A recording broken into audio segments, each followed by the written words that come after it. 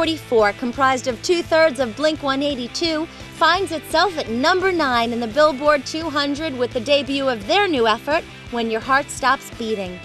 The title track from the album is currently racing up the modern rock charts.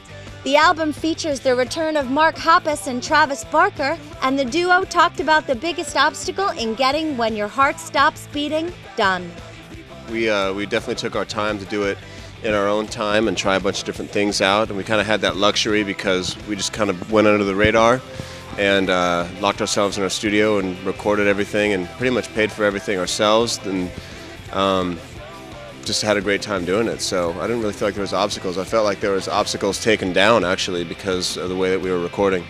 Many songs off Plus 44's album are references to their breakup with Blink-182 vocalist Tom DeLonge, who went on to form Angels and Airwaves. Check back next week when we dissect what happened to Blink-182 and look into how Plus 44 was formed. She says it all without a thought in her head. She says it all and she's pressed up against me. A little something just to take off the edge. A little more and I'll fall off the planet entirely.